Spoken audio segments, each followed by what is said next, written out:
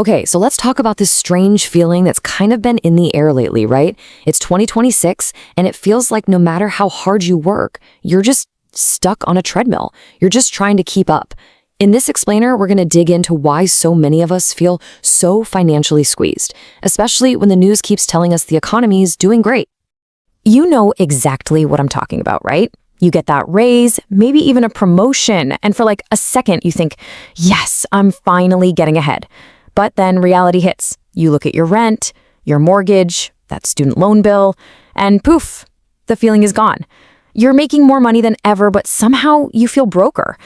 It's this super frustrating puzzle that, honestly, it feels like we're all trying to figure out. And here's the thing. It's not just in your head. It's not just a feeling. This is the big economic paradox of 2026. You've got the official numbers, the headlines, all screaming growth. But our bank accounts, they're telling a completely different story, one that's full of anxiety. So what is going on here? What's causing this huge disconnect? All right, so to really get to the bottom of this, we've got to look past the easy answers, beyond the headlines. We're going to start with the usual suspect. The one reason everyone always gives for why everything feels so darn expensive. And here it is, the number you always see plastered everywhere, 3.1%. That's the official Consumer Price Index, the CPI. Basically, it's how we measure the rising cost of everyday stuff, like gas and groceries. And when you look at it, 3.1%, it doesn't seem that bad, does it? It sounds manageable. But if that's the whole story, then why does this question hit so close to home for so many of us? This quote it nails it, doesn't it? It perfectly captures that feeling. There's this massive gap between that official 3.1% number and the reality that the financial goalposts are just moving way, way faster than we can run. And this, right here, is the key. The whole thing. That 3.1% number, it's not that it's wrong exactly, it's just incomplete. See, it's really good at measuring the cost of just surviving, day to day. But it totally misses the cost of actually building a life. It's missing a massive piece of the puzzle. So that brings us to the real story. There's another kind of inflation out there, a hidden inflation that's been working against us. And this one, it doesn't really touch the price of your groceries. No, this one hits the price of your future.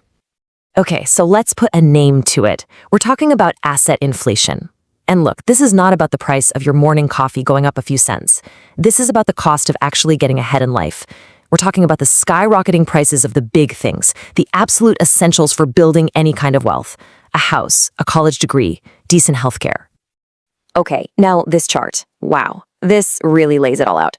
Just look at this.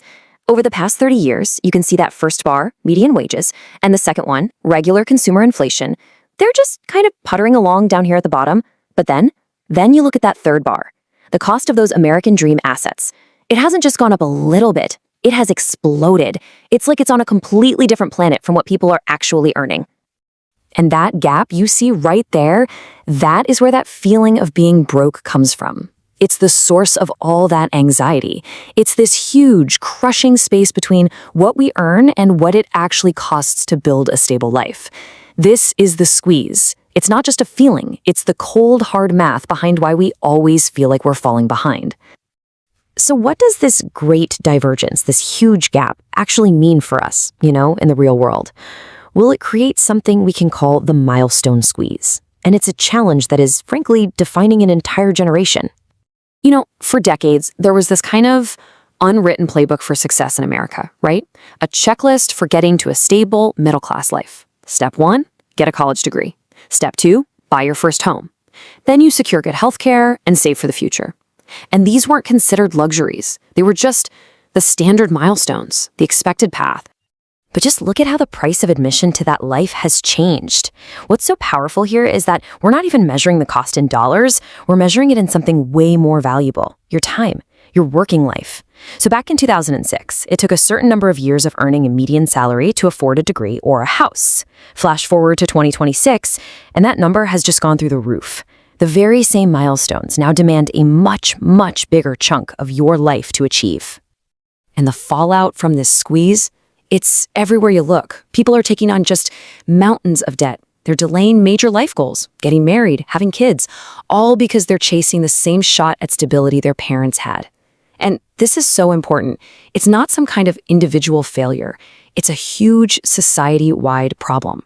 This feeling that real, solid ground is always just right out of reach. Okay, so when you put all this together, it really forces us to ask a pretty fundamental question.